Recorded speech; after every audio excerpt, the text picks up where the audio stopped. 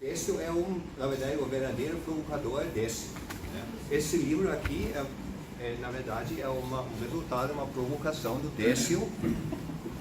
Eu tive um déjà vu na última semana, porque ele me convidou, tudo bem, eu vou participar, mas quando o tema se aproxima, a data, a gente fica nervoso por causa do volume das informações que tem que ser enquadrada em alguma coisa que faz sentido dentro de 20 minutos. Então, com certeza tem muita mais coisas, mas eu acho que é importante, eu vou começar com um texto importante do Papa Francisco, o Evangelii Gaudium, que é uma exortação apostólica. Uma exortação apostólica é um texto, diferentemente, por exemplo, de uma encíclica, que não se preocupa muito com a teologia ou a elaboração de uma doutrina, é mais um manifesto, mais uma apresentação de uma programação de atividade.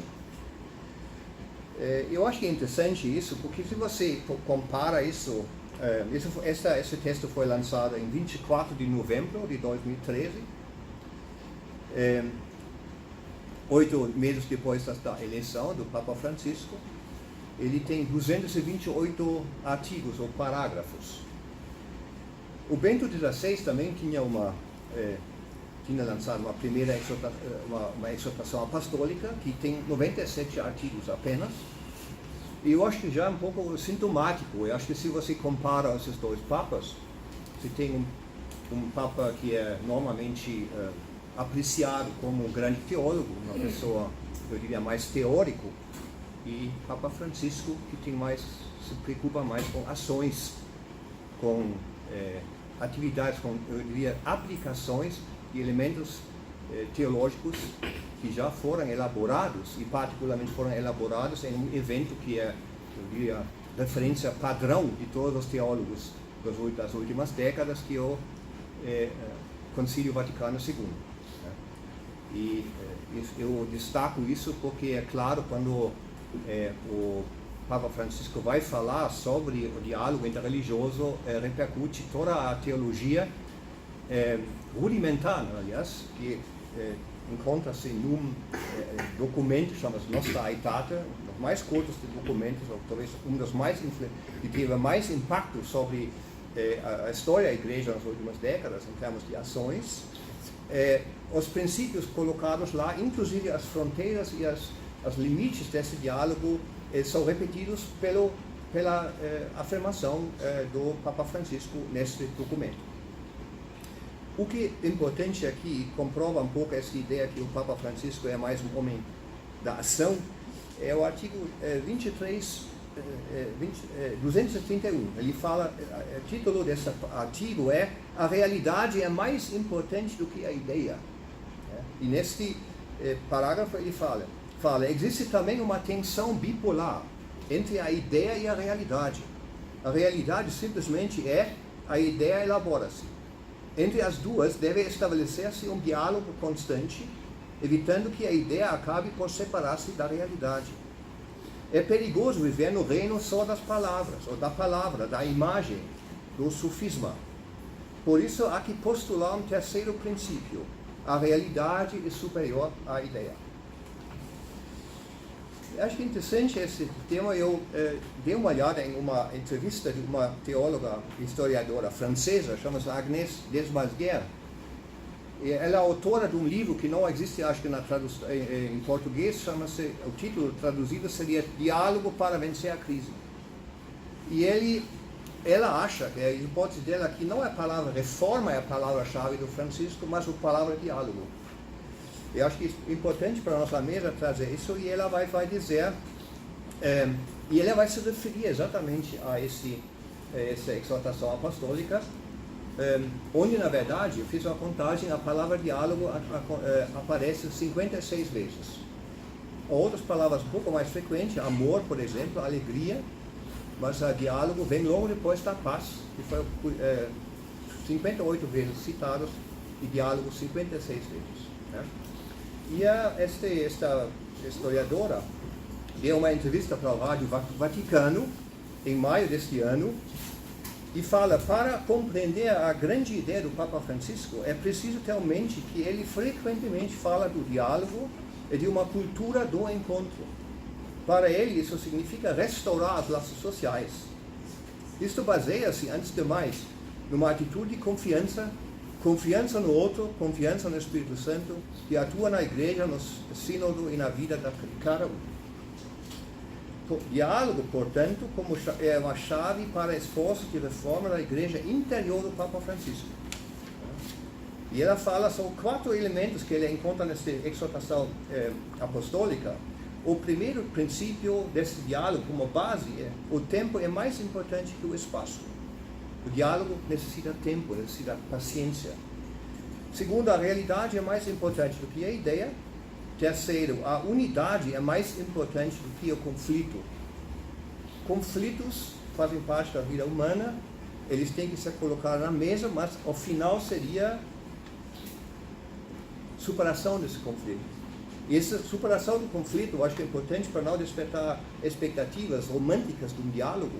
Não vou chegar à ideia que todo mundo é igual e todo mundo vai, afinal de contas, acreditar na mesma coisa. Acho que isso já sabemos da própria afirmação e da maneira como o Islã é apresentado no documento Nostra Aetate, que existem vários pontos em que o Islã e o cristianismo se sobrepõem, mas existem diferenças fundamentais e essas diferenças são inegociáveis. Inegociáveis. A Trindade não é negociável para os muçulmanos. A natureza divina em Cristo não é negociável para o muçulmano. Isso nós temos que aceitar. Isso seria uma forma de conflito no sentido de uma divergência teológica e ideológica. E ela não será superada. Mas eu acho que a convivência com esta divergência, que seria talvez um pano de fundo, e construir acima disso uma atividade em comum, este seria o segredo aqui. No sentido do quarto princípio, que seria que o todo é mais importante do que as partes. Aqui a humanidade está em questão. A questão é outra coisa. O que nós esperamos de um diálogo interreligioso? Não é um diálogo interreligioso, religioso no sentido. Eu acho que é uma questão como as diferentes religiões podem atuar juntos para resolver problemas que atingem a humanidade. Ecologia, fundamentalismo. Aliás, a questão do extremismo, do terrorismo é permanentemente um tema que aparece na discussão do próprio Papa Francisco quando ele fala sobre diálogo. Então a questão é, se a gente esperar de um diálogo, uma programação em conjunto, em favor de juntar as forças e resolver problemas em comuns, eu acho que estamos aqui dentro de uma expectativa que é realista. Tudo mais, no sentido de que convencer outros sobre a verdade, isso é ultrapassado e não é mais um tema, embora que a Igreja ainda insista, isso aparece tanto no documento Nostra Aetate quanto nas afirmações do Francisco, quando ele repete essa tensão entre anúncio e diálogo. O diálogo, do ponto de vista da Igreja Católica, eu diria para qualquer religião que sempre tem alguns dogmas que não podem ser abandonados para não pôr em risco a identidade da religião, ela é mantida no sentido de, quando eu me aproximo ao outro, ainda há certa esperança que o anúncio do Evangelho teria um efeito sobre o outro. Isso é uma tensão, eu acho que está permanentemente presente e, na minha opinião, também não é resolvível. E vai acompanhar, e tem que ser reconhecido também como uma base formal daquele início de uma conversa com o outro. Né? Eu posso abrir, mas, por outro lado, eu não vou abrir a minha mão, que minha convicção é correta, eu estou convicto que meu caminho vai realmente resolver a minha questão, minha esperança de salvação. Isso é exatamente o modelo que Paul Nitter, teólogo católico, nosso colega Idênio, colocou um livro maravilhoso, o Diálogo entre as Religiões, onde ele vai postular 4 modelos de diálogo interreligioso, e no caso da Nostra Aetate, da postura da Igreja Católica, é o chamado modelo da satisfação. Ele é um pouco melhor do que o modelo da substituição. modelo da substituição seria nenhuma outra religião tem razão, então você tem que aceitar a minha proposta para garantir que você vai para o paraíso. O outro é um pouco menos brando, mas ainda tem essa ideia. Você pode pensar que a verdade está no topo de uma montanha, e esse topo da montanha é o cristianismo. Outros estão no caminho para esse topo. E o último passo só pode ser resolvido para ter uma conversão ao cristianismo. Diferentemente de outros dois modelos, o último é mais radical.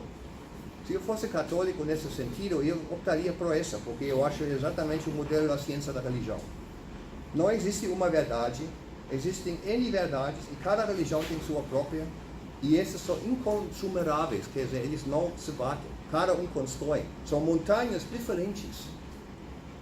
Sei que não é correto do ponto de vista do Islã, mas é um modelo que acho interessante, e aqui você tem diálogo total. Se não existe, porque você começa a se relativizar, você sabe também que a sua verdade que você pronuncia, ela vamos dizer, uma construção histórica que em si faz sentido. Seria do Clifford Geertz, religiões são sistemas. Os sistemas têm uma plausibilidade em si, mas um sistema tem, o sistema A tem outra plausibilidade do B, esses dois não se conversam. Mas vamos voltar para esta exortação apostólica. Eu vou pular algumas coisas e eu vou só lembrar o que nossa Etate como base, né? Como ele é construído. Primeiro, é uma história muito interessante como o Islã entrou na programação do diálogo interreligioso. Na verdade, o diálogo interreligioso não estava na pauta do Vaticano II. Quando eles fizeram a primeira pesquisa entre os bispos que estariam presentes em Roma, entre 62 e 65, a questão foi: quais temas vocês acham importantes a serem discutidos nessas assembleias ou nessa assembleia? O diálogo interreligioso, a relação com outras religiões, quase não foi mencionada por ninguém. Foram mandadas 2.000 cartas para diretores de universidades católicas, quase não estava na pauta. E o Islã menos ainda.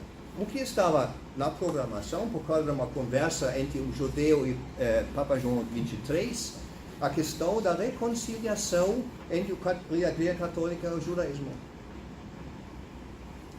E o mundo islâmico reagiu violentamente, ou vamos dizer, rigorosamente, dizendo que se, no momento da questão do reconhecimento do Estado de Israel, o Vaticano vai tomar partido aos judeus ou do Estado de Israel, eu vou encurtar um pouco a discussão, dificultar a vida dos cristãos em nossos países. E com isso, essa pressão fora do próprio concílio, o Islã entra na pauta e é mencionado no documento final, que passou por 4 ou 5 esquemas, né, esboços, versões, onde o judaísmo ainda tem um maior espaço, o Islã é um pouco mais curto, mas também tem informações importantes, e depois, em um parágrafo, são mencionados budismo e hinduísmo, com uma frase só. Agora, o que é falado sobre o Islã é a questão, primeiro, que existem elementos em comum. Crença no único Deus, é apreciado práticas como peregrinação, jejum, oração. É mencionado a Maria como mãe de Jesus, e o próprio Jesus. Quem não está, a declaração não fala sobre Muhammad, não fala sobre Corão e não fala sobre outras questões. Então, o que esses elementos que você olha são os elementos comuns. Isso é uma questão importante, que é política. Você não começa com as divergências, você começa as convergências, você destaca as convergências para abrir a porta para um diálogo do futuro. Nossa Etate é um manifesto rudimentar, que é uma declaração de intenção. Eu acho que aqui é a questão que o próprio, essa ideia que todas as gerações por vir teriam que colaborar para a concretização deste diálogo interreligioso. E diálogo interreligioso não é apenas um diálogo entre especialistas. é diálogo em todos os níveis. Uma das razões porque o Papa Francisco agora deste ano em Neápolis ele deu uma palestra e sugeriu ou exigiu das universidades católicas oferecer cursos para teólogos católicos sobre outras religiões, inclusive sobre o Islã, cursos em árabe, para que esses professores, esses mestres e doutores formados pudessem desempenhar papel de multiplicadores, né? Porque se você olha para os conflitos entre muçulmanos e outras religiões, por exemplo, em Myanmar ou, por exemplo, em Sri Lanka, as questões não são teológicas, não são religiosas, são econômicos, são étnicos. A religião não desempenha um papel, mas o conhecimento e a apreciação sobre o outro, nesse sentido, poderia ajudar para diminuir o conflito. Né? A nossa palestra que nós ouvimos a última vez com o professor Lincoln do Suécia, ele falou isso. Ou seja, a religião não tem nada a ver, mas é visto como uma justificativa de uma relação estragada que não foi causada pela divergência religiosa. Por quais são as medidas que o Papa Francisco tinha feito a partir dessa base semi-teológica? Né? O próprio documento, né, a exortação apostólica, ela repete exatamente esses elementos que o próprio Nostra Aetate traz. Ele enfatiza um outro elemento que não está diretamente presente no Nostra Aetate. No último parágrafo, Nostra Aetate fala sobre isso, tem mais a ver com a própria história do documento, sempre vinculado à história dos judeus, que a Igreja apela para reagir contra qualquer forma de discriminação e violência e intolerância. Isso torna-se agora, sob as novas configurações, no texto e na articulação do Papa Francisco, a palavra do extremismo ou do fundamentalismo. Esse ele vê como um grande perigo nesse tempo, ele repete isso muitas vezes,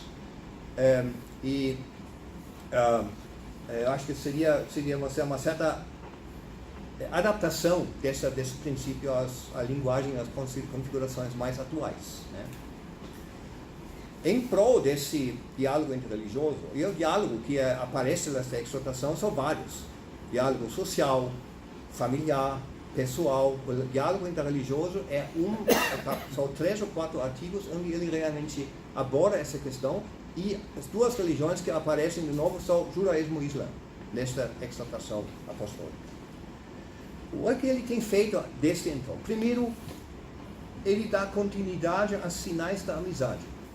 Sinais de amizade de instâncias oficiais da Igreja Católica, particularmente o Pontifício Conselho para o Diálogo Interreligioso, que tem costume, em reação e consequência do Concílio Vaticano II, mandar para os membros de outras comunidades, como budistas, hindus, jains e particularmente os muçulmanos, mensagens para no momento em que essas comunidades celebram suas festas principais. Vesak do budismo.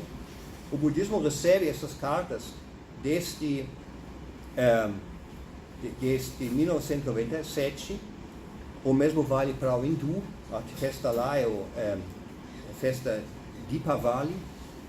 Uma vez foi uma carta mandada para os jains também, mas os muçulmanos, a mensagem aos muçulmanos pelo mês do Ramadã, o final do Ramadã, a festa do final do Ramadã, eles têm uma história mais comprida. Desde 1978, este comitê, esta comissão ou esta instância do Vaticano manda essas mensagens. São mensagens curtas, seriam sinais de amizade, não tem conteúdo profundo para incentivar um diálogo mais profundo, mostrando que estamos aqui, nós sabemos o que vocês fazem, nós ficamos felizes que vocês estão fazendo essa festa e nós mandamos para vocês algumas saudações. Tem uma lacuna que eu não sei ainda, seria mais um tema para um artigo do Attila, uma lacuna entre 2011 e 2015, onde essas patas não foram mandadas, nem para os muçulmanos, para ninguém. Eu gostaria o que aconteceu naquele momento. Depois, o Papa Francisco, ele recebe, por exemplo, o corpo diplomático, né, que foi acreditado junto à Santa Sé, 22 de março, uma semana depois da eleição, onde também fala sobre diálogo interreligioso, onde fala: não se podem viver verdadeiras ligações com Deus ignorando os outros. Por isso é importante intensificar o diálogo entre as diversas religiões. Pense, antes de tudo, no diálogo com o Islã. Muito apreciei a presença durante a missa de início do meu ministério de tantas autoridades civis e religiosas do mundo islâmico. Então há um movimento do ponto de vista do Islã também, que entrou numa crise no momento da famosa palestra do Papa Bento XVI em Regensburg, universidade em que ele lecionava, e eu acho que ele perdeu um pouco a noção do seu papel neste momento, voltou um pouco como ser professor e citar uma disputa medieval entre um cristão e um muçulmano, onde um cristão acusa o Islã de uma falta de substancialidade e de uma falta de uma contribuição positiva para a humanidade. Esta articulação gerou um conflito muito grande, uma crise. Mas os próprios muçulmanos se organizavam e mostraram que esta fala não deveria ter consequências, pelo contrário, e em função disso foi criado uma comissão entre judeus e cristãos que se reúnem, acho que todo ano, em países diferentes. O primeiro encontro foi, acho que em 2014, o Vaticano e Jordânia já tinha um nos Estados Unidos. Um segundo aspecto é a personalização do diálogo. Eu acho que é interessante notar que quando o Papa Francisco viaja para, por exemplo, países muçulmanos, pelo menos em um caso foi assim, primeiro para o Oriente Médio, ele tinha na sua equipe que acompanhava ele um muçulmano e uma judia, que estavam lá junto com ele para esses países. Ele foi para Israel, depois Palestina, Jordânia. Então eu acho aqui mostrando que a presença realmente de um representante de uma outra religião é bastante significante. Né? Depois as viagens, a gente está acompanhando essas viagens importantes. Né? Claro que esses pronunciamentos nas viagens são pronunciamentos que qualquer chefe do Estado poderia fazer. Nada profundo, mas é uma coisa importante. E ele fez 28 viagens, ou mais ainda, talvez 30, vários deles para países, regiões muçulmanas. Né? A primeira em 2014, Oriente Médio, Jordânia, Israel, Palestina, onde ele visitou também lugares sagrados do Islã. Turquia, 2014, só lembrando, o Papa Bento XVI também foi para a Turquia depois da fala, também para refazer as pazes lá com o governo. Né? Em 2017, para a República Centro-Africana, onde tem 15% da população muçulmana, e ele visitava lá uma mesquita em uma região bastante violenta, um bairro na capital do país, onde ele também demonstrou a busca de uma aproximação com o Islã naquele país. Egito, em abril de 2017, importante porque lá ele visitou a renomada Universidade Islâmica Al-Azhar, a Universidade Islâmica, ou do mundo muçulmano, aquela universidade, que é importante porque depois vai se realizar também um contato que ele fez naquele momento, 2 anos mais tarde. Eu vou chegar lá logo. Depois foi também em 2017 para Myanmar, Bangladesh. Myanmar é importante, foi a segunda vez porque lá tem esses problemas com as Rohingyas, quer dizer, há uma minoria islâmica que é maltratada, é perseguida pelos budistas. E naquela primeira viagem ele não tinha mencionado esta minoria, desta vez ele mencionava, ele visitava um campo de refugiados para dar apoio, ou pelo menos para mostrar a sua presença. e tomou partido a esta minoria. 2019, a viagem, eu diria, paradigmática, a primeira viagem para a Península Arábica, o berço do Islã. Ele foi para Emirados Árabes Unidos, talvez um país menos problemático nesse sentido, né? E nosso cartaz, o cartaz que o Attila, acho que produziu, traz uma imagem que é fundamental e importante, porque é um momento em que dois representantes, o próprio da Igreja Católica, Papa Francisco, e o grão-imã da Universidade Al-Azhar, Ahmed Al-Tayeb, assinam junto um documento que os dois redigiram. Esse é um documento que chama-se sobre a fraternidade humana em prol da paz mundial e da convivência comum. Foi no 4 de fevereiro de 2019. Né? Então isso é muito interessante, que os dois representantes, o problema do Islã, você não sabe quem representa o Islã. Né? O Islã não existe nesse sentido. Esse é, por exemplo, na Alemanha, o problema de reconhecimento do Islã como corporidade religiosa, porque quem está falando em nome do Islã? Né? Mas optando por uma autoridade erudita, o chanceler de uma universidade, talvez uma das mais importantes no mundo, acho que uma medida inteligente e expressa exatamente o que foi a ideia, né? Que duas regiões se reúnem aqui novamente. O que é lançado? Um documento que se direciona à humanidade no sentido de uma convivência pacífica. Não um documento teológico, não sobre uma questão em que nós vamos concordar ou não. Né? Nós estamos conscientes das nossas divergências e agora vamos em frente.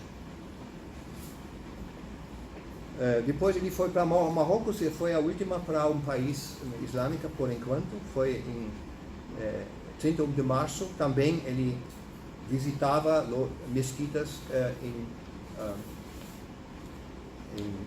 Marrocos. Eu vou terminar aqui com uma pequena entrevista em alemão, que eu não vou ler em alemão para vocês, obviamente, né? Mas resumindo, que acho interessante, é um especialista no diálogo interreligioso do ponto de vista da Igreja Católica.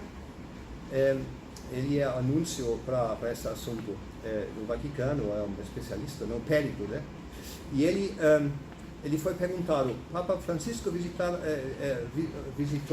está visitando, foi antes da viagem para Marrocos, por exemplo, países islâmicos. Por que isso é tão relevante e tão importante? Né? Ele falou, já durante sua viagem à Terra Santa em 2014, Francisco teve uma espécie de programa de diálogo em 4 pontos, que é provável que ele continue em Abu Dhabi. Primeiro, cristãos e muçulmanos devem reconhecer-se uns aos outros como irmãos e irmãs. Eles têm um Pai, um Deus em comum e estão sob a sua proteção. Eles são criaturas convocadas ao único Deus, citando tudo aqui implicitamente o Nostra Aetate.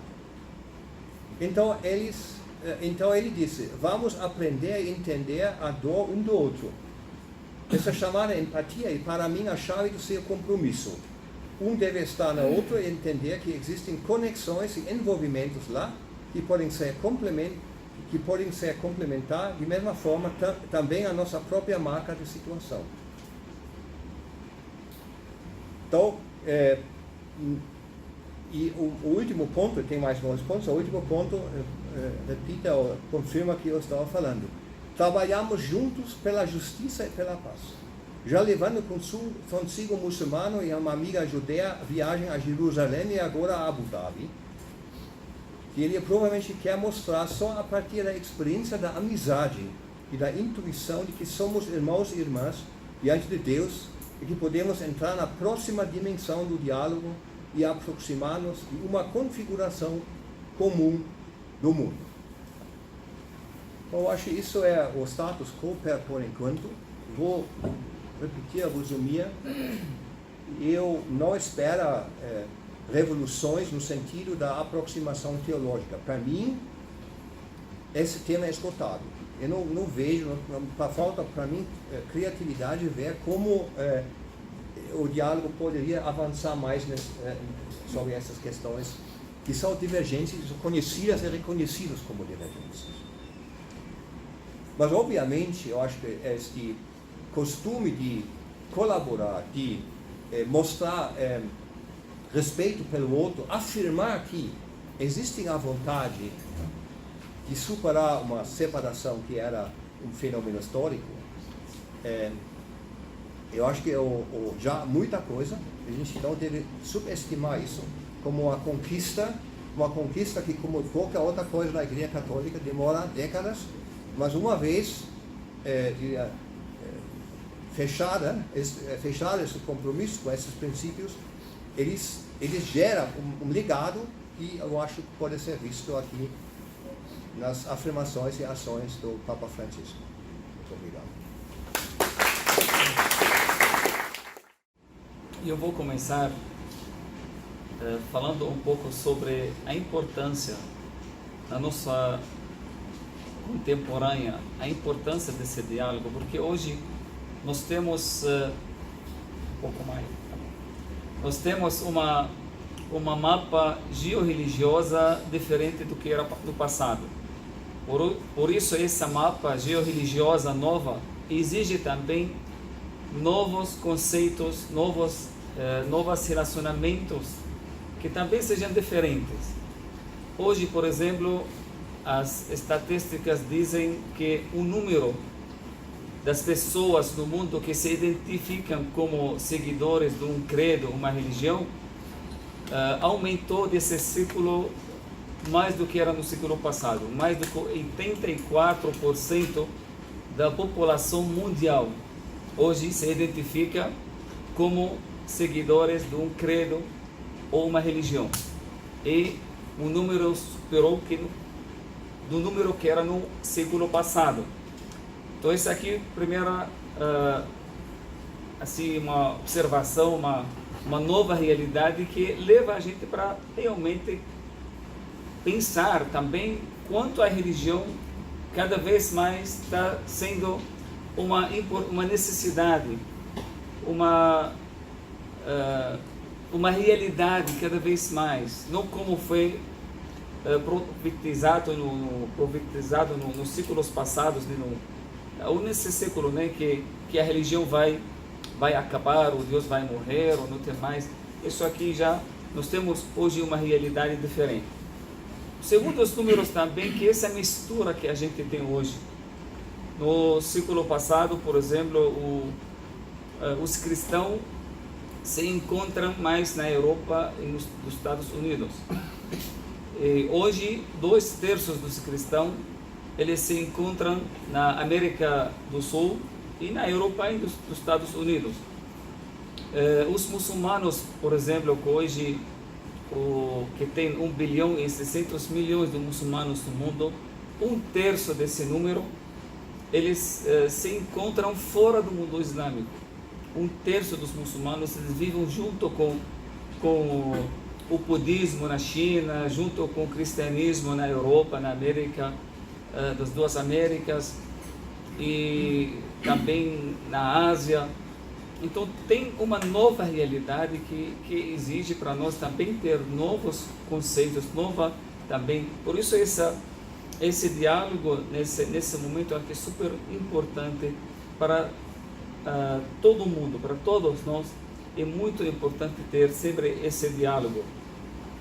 Agora o doutor falou sobre o novo Francisco, né, que é o Papa atual do Vaticano,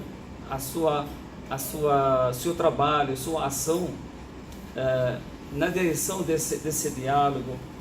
Mas eu vou falar um pouco sobre o São Francisco, outro Francisco, mas que mais antigo, né, que 800 anos atrás, que também teve podemos chamar que é o primeiro diálogo, né, interreligioso, mas o diálogo em si já existe bem antes. Nós registramos na biografia do nosso profeta Muhammad, já 1400 anos atrás, o início também de um diálogo, porque o profeta recebeu muitos cristãos naquela época. Eles chegaram a praticar as orações dentro da mesquita do profeta. Então, um fato, os muçulmanos foram bem recebidos também no rei na África, que o profeta orientou os novos muçulmanos a fazer uma migração e foram bem recebidos, foram bem protegidos naquela época.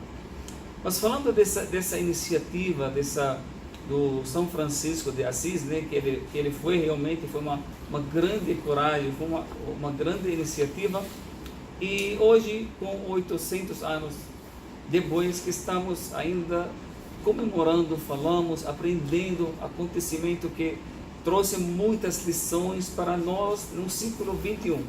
Acontece no século XIII, mas estamos agora até hoje falando desse encontro, dessa abertura, desse diálogo que foi muito importante. Eu fiquei pensando sobre os fatores do sucesso desse encontro interreligioso, que foi realmente, não foi numa época fácil, foi uma época muito difícil, no meio das cruzadas, que o ambiente estava muito tenso, mas mesmo assim foi um encontro maravilhoso, conseguiu realizar muitas conquistas, se tornou uma lição para todas as gerações.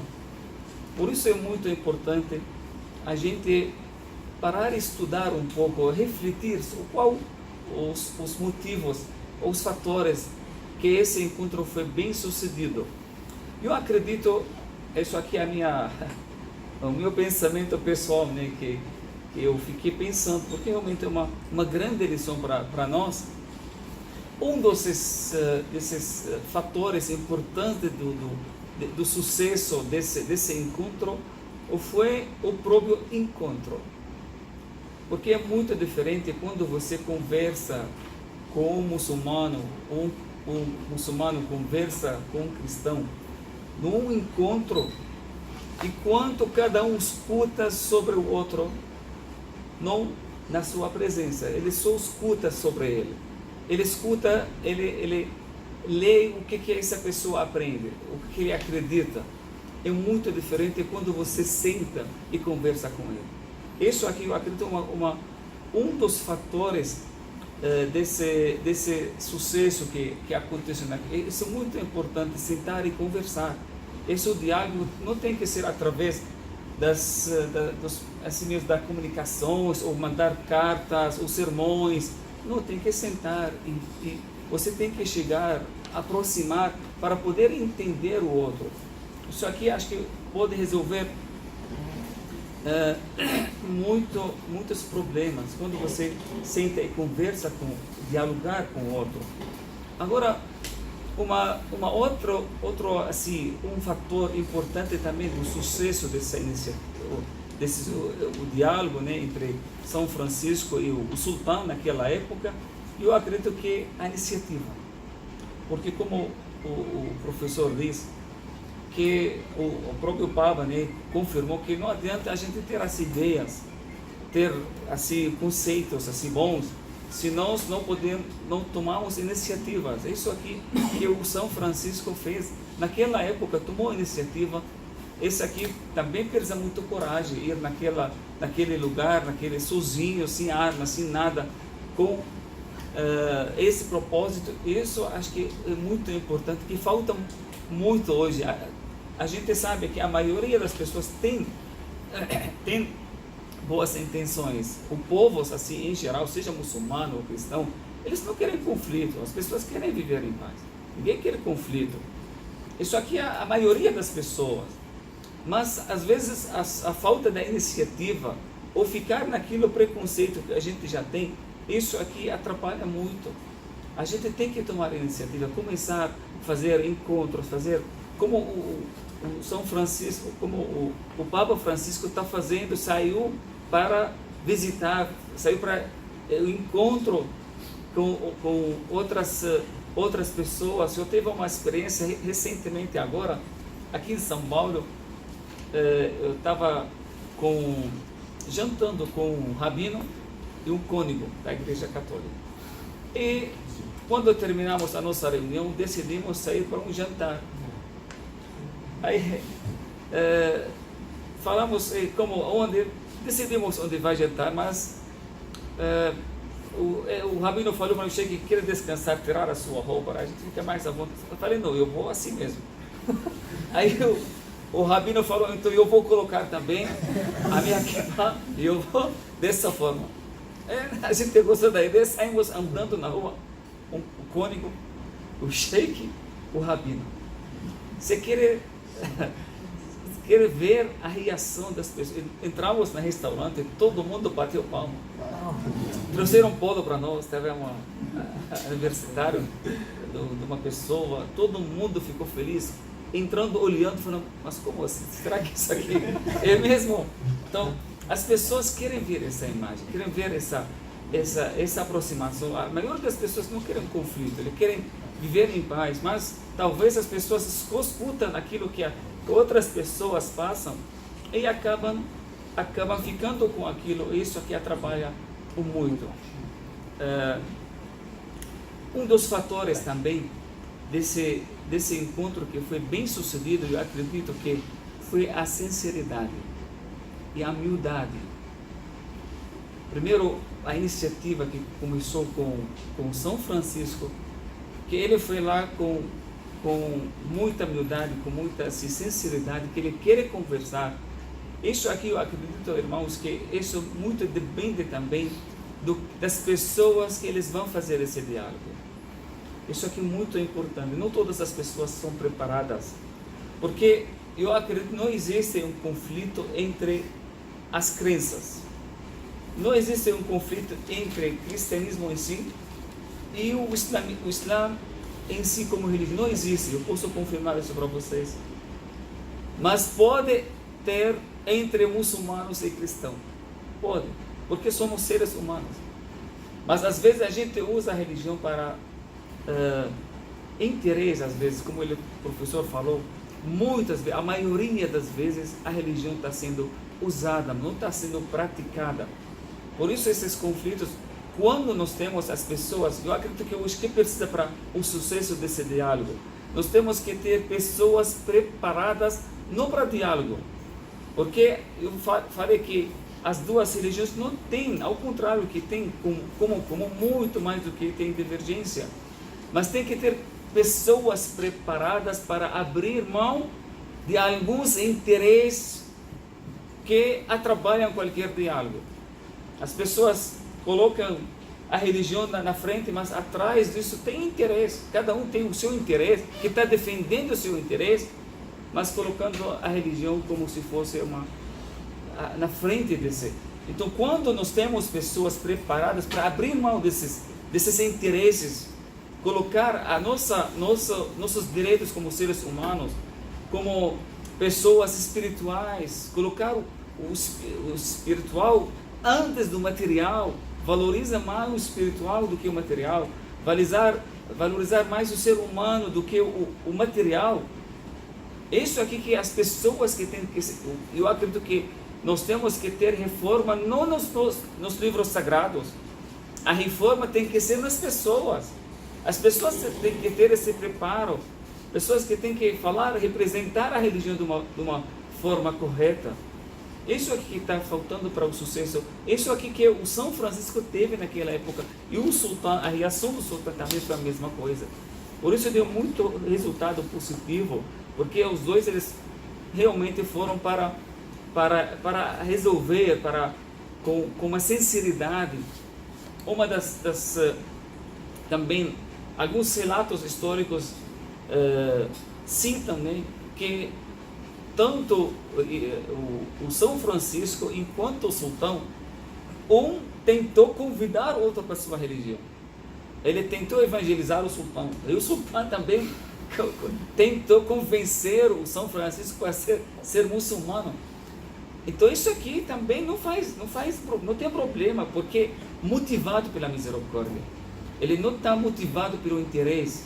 Ele não quer não tem interesse atrás disso. Quando o muçulmano, talvez ele convida outra pessoa da outra religião para, motivado pela misericórdia, motivado pela paz, pela irmandade, não vai ter problema. O problema sempre quando tem atrás disso, tem interesse.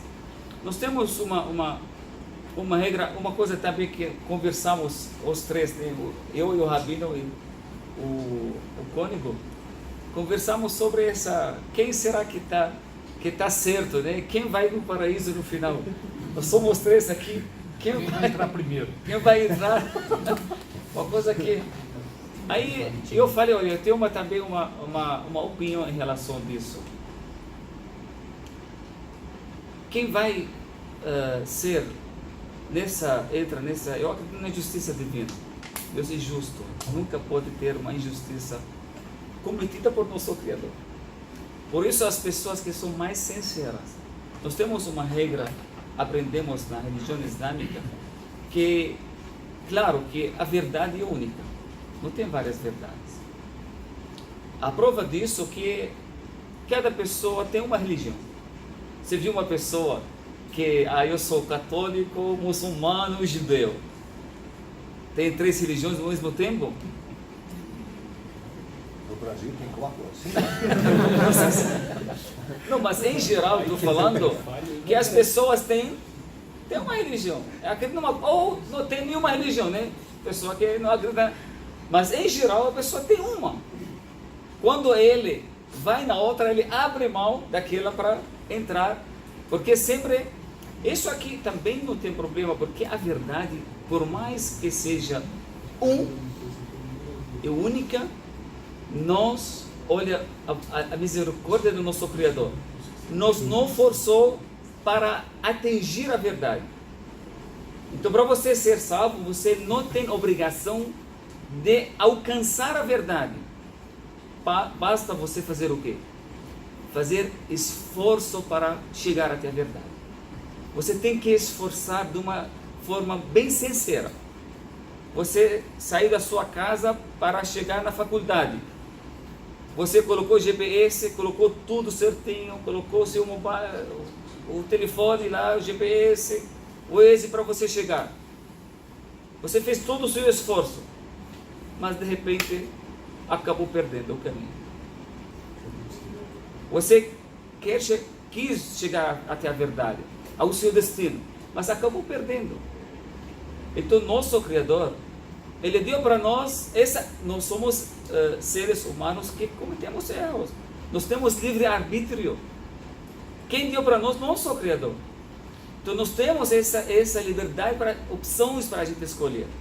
Então na hora que você tem sinceridade para alcançar a verdade, você quer chegar até Deus, você com todo o seu coração quer adorar, quer conhecer, quer ser um servo dele. Agora pode errar o caminho, pode seguir um caminho errado, mas a sua sinceridade te salva. Quando você é uma pessoa sincera, você fez tudo para atingir a verdade. Então nós temos a nossa obrigação esforçar para conhecer, não atingir a verdade, podemos errar porque somos. Então isso aqui pode resolver muitos problemas também, que as pessoas acham que não tem uma solução. Tem um sábio muçulmano também diz uma regra que usamos muito na jurisprudência islâmica. A minha opinião correta, mas pode ser errada. E a sua opinião errada, mas pode ser correta. Então esse aqui é um ponto para que, já para entender, eu posso repetir. A minha opinião, porque estou assim, porque eu estou certo, porque acredito que estou certo, mas posso também ser errado. E a sua opinião, porque não estou seguindo a sua opinião, porque eu acredito que a sua opinião é errada, mas também pode ser certa. Então essa possibilidade, acho que abre esse espaço para um diálogo maravilhoso. Nós temos, como falei, que os pontos falando do diálogo muçulmano cristão, nós temos muitos pontos, né, que podemos começar e muitas ideias de que esse diálogo realmente produziu muitas coisas positivas no Vaticano em relação aos muçulmanos, assim, com o tempo. chegou hoje. Eu acredito que hoje estamos numa época muito positiva, muito elevada em relação a esse reconhecimento que foi fruto de um diálogo com muito tempo, com pessoas corretas e com uma aproximação que levou para hoje que o Papa, acho que o João faz... sim, que ele orientou na época todos os cristãos do Oriente Médio fazer um dia do jejum no Ramadã nos países islâmicos, de uma forma de assim, mostrar o respeito, mostrar essa harmonia, explicar essa irmandade. Então eu acredito que estamos assim no caminho correto, no caminho certo para cada vez melhorar esse diálogo. Como eu falei, volto a dizer que o nosso problema não entre o Islã e o cristianismo, porque se você abre o Alcorão, você vê quanto muitos cristãos, talvez eles pensam que, como os muçulmanos, como o professor falou, que não reconhecem a Trindade, por exemplo, não reconhecem Jesus como uma divindade, ou não acreditam na crucificação de Jesus, eles respeitam menos o Jesus. Eu posso confirmar para vocês, o amor pelo Jesus, ou por Jesus do muçulmano, não é menos do amor de qualquer cristão. O amor de Jesus para o muçulmano é igual para qualquer outro cristão que acredita que ama Jesus. Porque Jesus, no Alcorão, citado pelo nome 25 vezes. O profeta Muhammad 5 vezes pelo nome. Só para você saber. Existe um capítulo inteiro no Alcorão que fala da Maria, a única mulher. Não tem nem a mãe do profeta, nem a filha Fátima do profeta, não tem absolutamente nenhuma mulher citada pelo nome, e um capítulo inteiro a não ser Maria, e como o professor citou, que muitas outras práticas, a própria crença em Deus único que nos criou, isso aqui também é uma fonte da nossa espiritualidade. Então tem muitos outros assim, fontes pontos comuns que podemos usar para essas aproximações, e realmente tem muitos assim, sinais positivos. E aqui no Brasil nós temos, graças a Deus, aqui um ambiente também muito positivo desse diálogo. Aqui talvez podemos sentar assim, né, as religiões podem sentar assim de uma forma próxima e dialogar e conversar. Isso aqui é um privilégio aqui do Brasil, que ter essa abertura, ter essa convivência pacífica. Nós temos que também trabalhar para proteger essa convivência, não abrir esse espaço para as pessoas que querem estragar essa convivência usando as religiões. Nunca as religiões foram fonte como religiões, né? Como fonte da briga, né? E mesmo que no passado aconteceu isso, ou teve atritos ou conflitos, isso não quer dizer que nós vamos repetir. Hoje nós temos no século XXI, nós temos uma era da tecnologia, de comunicação. Antigamente não tinha isso. Como eu falei, as pessoas só falam, um fala do outro da distância, mas hoje nós falamos muito próximos. A mapa mudou hoje, a presença das pessoas, não podemos ter a mesma maneira de conversar ou dialogar. Nós temos que saber mais e cada vez proteger esse diálogo, essa convivência pacífica, porque isso aqui, a vontade do nosso Criador, viver em paz. O Islã é uma palavra que significa paz. Como pode ser uma fonte do conflito, se a própria palavra significa paz? Muito obrigado. Assalamu alaikum wa rahmatullah.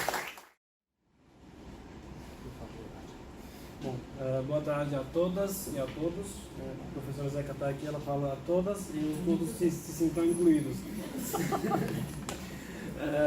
Na verdade, chegando na FUT, eu fiquei com um frio na barriga, porque desde o início das nossas corridas, da nossa correria para organizar esse evento, eu já estava com uma ansiedade enorme, porque eu ia sentar na mesma mesa que o professor Frank e o Sheikh Mohammed, que são dois especialistas no Islã. E eu, coitado, digamos assim, um iniciante ainda nesses estudos, com um temor enorme para poder falar nessa mesma mesa. Aliás, eu vou já afirmar que eles já falaram a metade do que eu ia falar.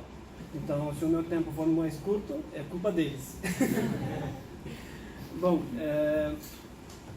o professor Frank ele falou mais de uma visão mais abrangente do diálogo do Papa Francisco. O Sheikh falou mais sobre o encontro de São Francisco de Assis e o Sheikh Al-Kami. Inclusive, a frase que ele falou me interessou muito. Não há problema entre cristãos e muçulmanos, não há problema entre cristianismo e islã, mas problema talvez entre muçulmanos e cristãos. E me lembrou muito do famoso lema, né? Jesus é bom, mas quem estraga é o fã-clube. É a mesma coisa que vale, acho que, para todo profeta. E realmente, durante a minha pesquisa sobre alguns aspectos do documento sobre a fraternidade humana em prol da paz e da convivência comum, eu constatei isso de maneira muito clara. Não cabe ao caráter acadêmico usar a palavra clara de que eu cheguei exatamente nesse resultado, nessa conclusão. O professor Edinho não está aqui, graças a Deus. Senão ele falar beberiano não pode ser muito otimista. Mas realmente eu vi nitidamente que os problemas que hoje a gente considera como extremismo, como fundamentalismo, como terrorismo, em nome de qualquer que seja a religião, não é um problema da própria religião. É um problema de alguns supostamente seguidores destas religiões, né? No meu artigo eu fui um pouco teólogo, professor Frank, eu peço desculpas já. Fui um pouco teólogo. Sobre essas circunstâncias. No doutorado.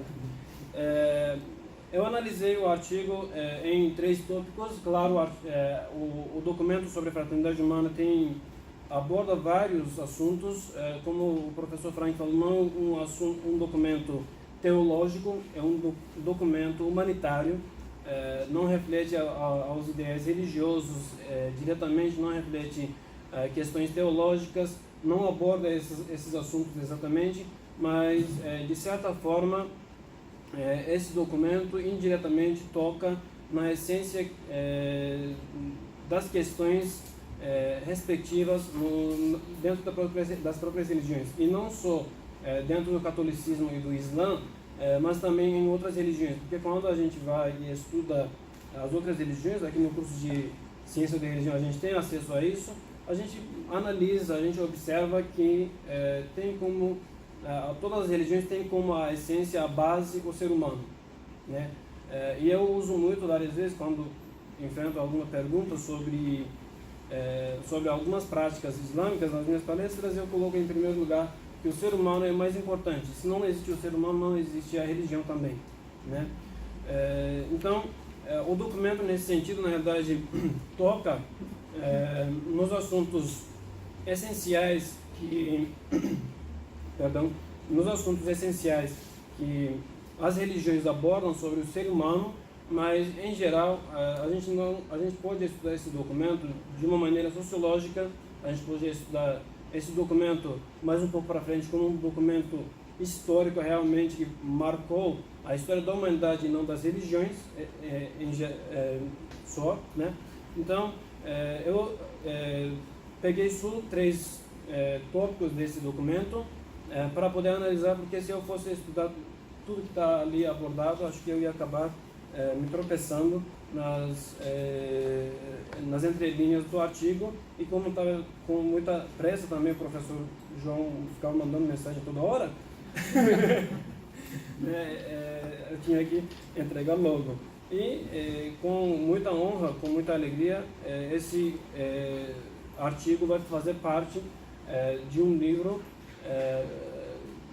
que a gente vai tentar publicar no ano que vem, né, lançar no próximo ano, no segundo semestre do próximo ano, em que o professor Frank, pelo que eu ouvi, e o Sheikh também estarão. E é uma honra, uma alegria imensa para mim que eu estou participando de um livro junto aos mestres ilustres nesse sentido.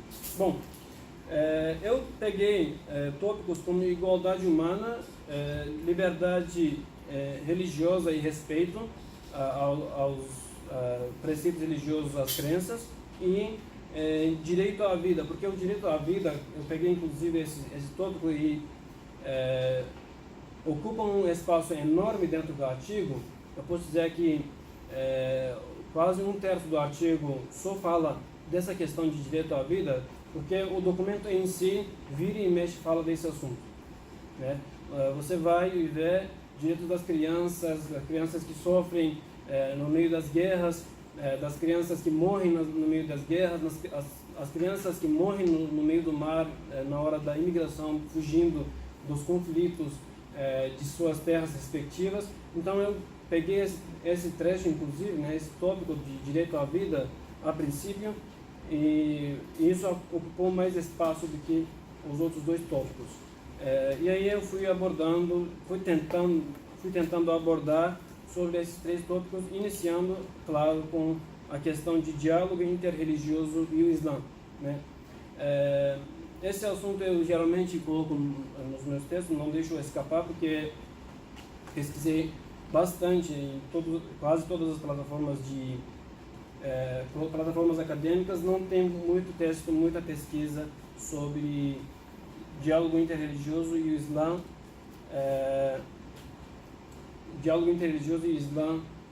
né, no campo acadêmico. Não tem muitos. Tem alguns que, do meu ponto de vista,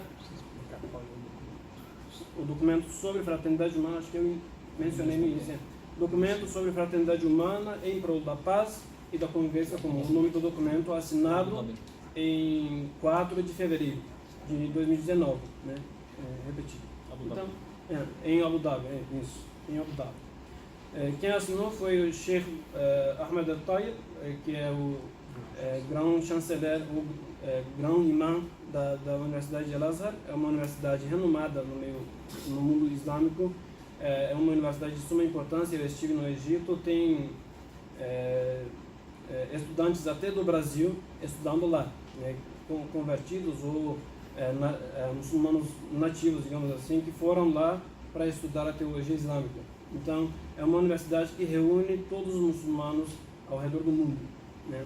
Então, é uma universidade de suma importância no mundo islâmico, e o Papa Francisco, que, claro, representa 1,2 bi, uma população de 1,2 bi de católicos, né? E se a gente for falar também, não sei se ele representa também as outras denominações cristãs, mas pelo menos o que eu sei do catolicismo, né? Então, eu fui falando primeiro sobre o diálogo interreligioso, e como o Sheikh já afirmou, o Islã está em diálogo com as outras crenças, as outras religiões, desde o seu início, né? Esse início é quando? Em 610, conforme os relatos, o profeta Muhammad ele recebe a primeira revelação, as primeiras revelações corânicas, e a partir daí é que começa o diálogo dele com as outras religiões, inclusive com o cristianismo, né? A primeira pessoa a orientar ele sobre as visões que ele teve foi um cristão, um estudioso cristão, primo da esposa dele, o Waraka ibn Nawfal, que ele era uma pessoa muito aprofundada nos textos do judaísmo e do cristianismo, né? Em segundo passo, o profeta orientou os seus companheiros, ou podemos dizer, os seus discípulos, a irem para uma terra que era totalmente cristã, né? Para a Abissínia. Era um rei cristão, era uma população cristã. Então, a gente vê os muçulmanos imigrarem não para uma outra tribo árabe, não para uma tribo de base iraniana, não foi para Iêmen, né? Foram para a Abissínia, atravessando o mar para uma terra cristã, e ali eles tiveram proteção contra as opressões da elite de Meca.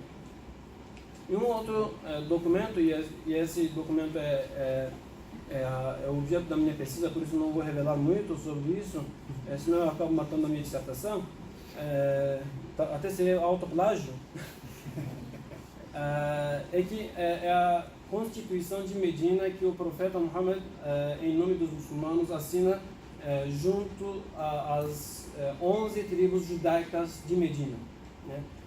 Quando acontece a imigração islâmica a partir de 620 para Medina, naquela época a cidade chamada de Yathrib, havia uma população, os judeus compunham 40% da população de Medina, da cidade onde eles foram.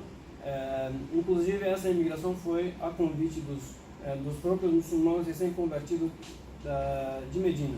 Então, é um documento que garantiu por cerca de 10 anos a liberdade religiosa para qualquer religião que estivesse ali habitando na cidade de Medina.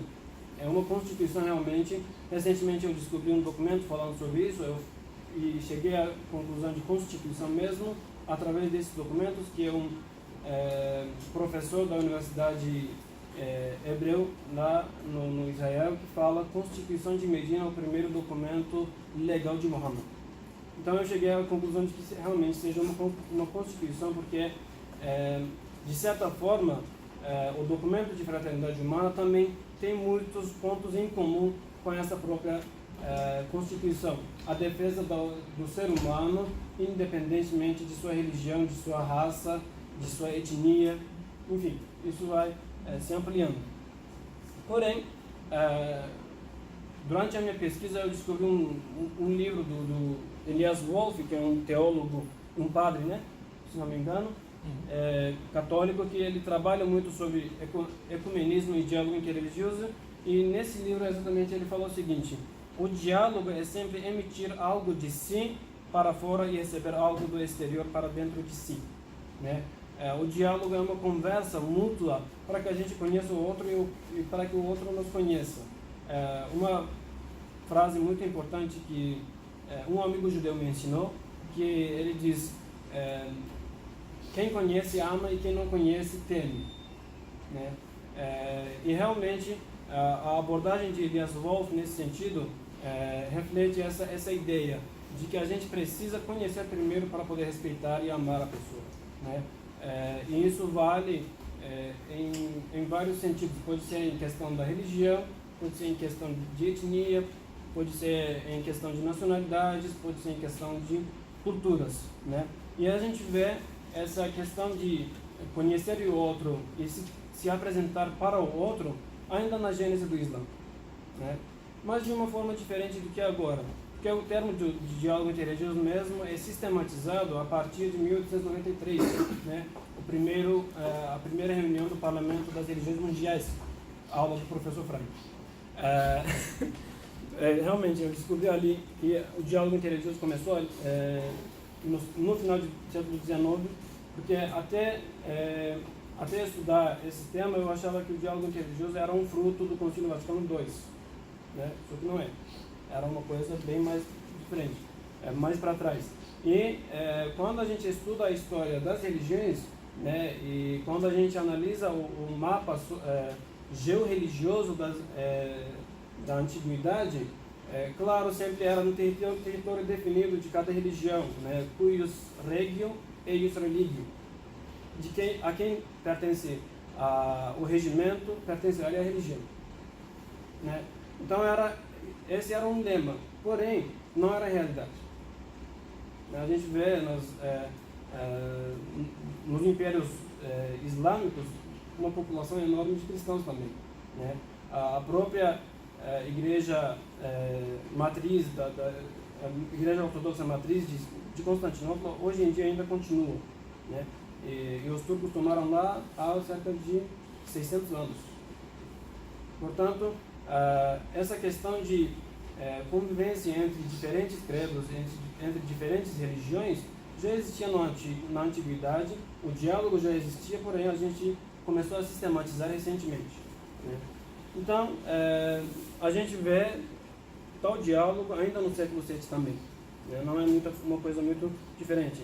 Se eu estou sendo muito apologético, isso eu sei que fere a minha identidade acadêmica de cientista da religião, porém, Michael Pai diz que a gente respeita o que o nosso objeto de pesquisa fala. Bom, Bom. Bom, na questão de igualdade humana, eu fui analisar alguns textos de base islâmica. A princípio, analisei o Alcorão para ver realmente se eu conseguia encontrar alguma coisa, e realmente encontrei o versículo 13 da Surata 49. Para quem não sabe, Surata é cada capítulo ou cada livro dentro do Alcorão. Assim como na Bíblia tem Gênesis e tal, cada um é um livro, no Alcorão a gente tem suratas que cada uma, podemos dizer, seria um livro. E 49, versículo 3, fala exatamente da igualdade dos seres humanos, não menciona a religião, não menciona a etnia, não menciona nenhum tipo de classificação para dizer isso, né? Os seres humanos, nós nos criamos de um homem e uma mulher em forma de tribos e grupos para que vos conheceis, né? Isso já reflete, não fala ou muçulmanos, não fala ou crentes, porque às vezes a questão de crente também é uma discussão para a gente definir quem é o crente ou não, quem não é dentro do Islã. Então, o Islã já no próprio livro sagrado define a igualdade humana independentemente da questão de crença. E isso no documento também várias vezes é destacada de forma indistinta. Não faz referência aos católicos nem aos muçulmanos. E acredito eu que os dois documentos, embora tenham como a base a própria humanidade, tem a base nas religiões dos dois líderes que assinaram também, né? Eu não vou falar muito, vou diretamente para liberdade e respeito mútuo. Liberdade religiosa é uma questão muito importante para o próprio Islã, assim como nas três religiões monoteístas. O início sempre é de uma maneira muito conflituosa. Os seguidores dessas religiões sempre tiveram, sofreram opressões, sofreram agressões por parte dos grupos hegemônicos das sociedades em que eles surgiam. Então, a liberdade religiosa se destaca muito no Islã também. Em que sentido? O Islã define, aqui o Sheikh é jurista, eu não teria palavra acima da palavra dele, mas o Islã define que até para praticar as orações e os preceitos diários, a gente precisa ter liberdade, né? E são coisas que não são coisas imprescindíveis do ponto de vista teológico e jurisprudencial. Porém, para isso também é necessário que haja liberdade. Então, uma vez que eu preciso ter liberdade e preciso praticar a minha religião, eu tenho que respeitar o outro nesse sentido também. E isso é muito fundamentado no Islã através do hadith do profeta Muhammad, que ele diz: não faça com os outros o que eu não quero que façam com você. Isso é uma regra da humanidade, não só uma regra islâmica, mas uma regra da humanidade. Eu vi várias vezes menções para vários autores com frases no mesmo sentido, né? Então, aí eu às vezes faço uma inversão dessa frase: faça com os outros o que você quer que façam com você, né? Seja uma pessoa, seja a pessoa que você quer que as pessoas sejam com você também. Então, precisa, do ponto de vista teológico do Islã, essa reciprocidade em questão de direitos e de liberdade. Quanto à questão do direito à vida, e isso é uma questão muito importante, né? Eles várias vezes no texto eles mencionam a questão de que principalmente eles na realidade mencionam que o mundo já está no meio da Terceira Guerra Mundial em prática. Eu li o texto várias vezes para não ter algum erro, né? Mas na hora que eu fui escrever esse artigo, eu li o próprio documento de fraternidade humana várias vezes para que eu não erre em alguma coisa. E realmente, em um trecho, em um dos parágrafos iniciais, eles mencionam isso: o mundo está no meio da Terceira Guerra Mundial em prática. primeira e a segunda foram muito violentas, né? Foram regionais e mataram, as pessoas foram mortas já com a guerra declarada. Hoje em dia a gente não tem uma guerra declarada, mas estamos no meio de uma guerra. Então, um documento como este, assinado por 2 líderes religiosos e de religiões que são consideradas como opostas, talvez, embora talvez não sejam, né, em questões essenciais ou fundamentais delas, é muito marcante, porque representa que realmente o problema não está nas religiões, né? E essa palavra de religião também é muito discutível, só que não cabe aqui para a gente falar, né? Quando a gente fala das religiões, das tradições orientais, a palavra religião mesmo não reflete muito bem o ideal, né? Então essa questão de que 2 líderes religiosos mencionam o direito à vida e a liberdade para os seres humanos, independentemente de suas religiões, de suas culturas, etc., é muito marcante porque acredito que seja a primeira vez que se faz isso na história da humanidade. Talvez seja ignorância minha, que eu não encontrei outro texto, não tenha tido acesso, mas acredito que seja a primeira vez que 2 líderes religiosos fazem uma declaração dessa, né? E aí, quando falam de direito à vida, eles falam também que não existe guerra em nome da religião, né? E aí eu volto a mencionar o Sheikh de novo. Não existe a guerra em nome da religião. Existe gente que usa a religião por interesses próprios, né? O Cortella, essas coisas de coaching, ele fala muito sobre essas coisas, e realmente eu gostei muito de uma frase dele, Mário Sérgio Cortella: a religião é coisa de gente, não é coisa de gente tonta, né? Então realmente, quando a gente analisa essas supostas guerras em nome da religião, a gente vê que é uma coisa que acontece em nome das religiões nas mãos de gente tonta, né? E eu mencionei principalmente o jihad, que é uma palavra muito destacada. Quando a gente fala, muitas pessoas começam a tremer e tal. A palavra jihad que eu mencionei porque hoje em dia existe um termo chamado jihadistas, grupos jihadistas, que é referência para os grupos extremistas que matam, eu diria em nome do Islã, mas não seria propriamente em nome do Islã, né? Então eu peguei esse termo jihad e fui analisar um pouquinho através de fontes bibliográficas o que seria o próprio jihad, se o jihad é uma convocação à guerra, se ela é uma guerra santa ou não, né? Se é mal entendido ou é entendido corretamente, ou por que disso, né? Tenho muito... Já esgotei o tempo? A palavra jihad, eu não sou árabe, então às vezes vou errar, o Sheikh me corrige, por favor. A palavra jihad vem da raiz... A palavra jihad vem da raiz jahada em árabe, que significa esforço, né? O árabe é uma língua complexa.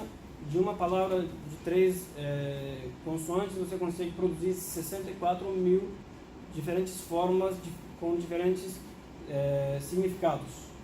Então, a palavra jihad é uma dessas palavras que no decorrer do tempo foi talvez confundida com outros sentidos. Ela vem da raiz, a palavra jihad vem da raiz jahada, que significa esforço, e a princípio esse esforço é no sentido de tirar os obstáculos entre você e Deus, né?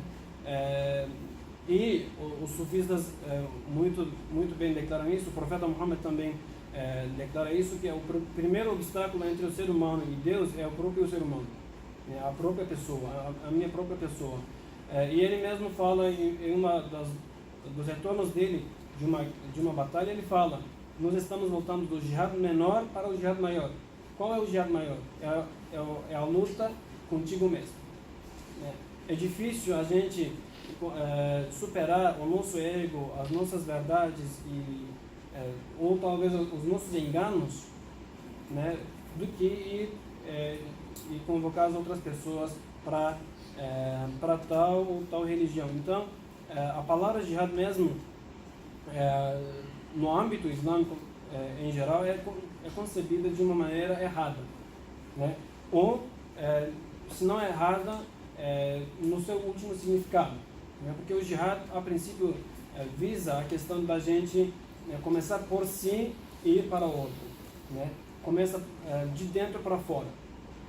Portanto, ela é entendida de maneira errada. Por que é entendida de maneira errada? Porque historicamente houve vários conflitos de outras nações contra as nações que haviam adotado o Islã como uma religião oficial. Então, não era mais considerado um conflito entre duas nações diferentes, mas sim conflitos entre duas religiões.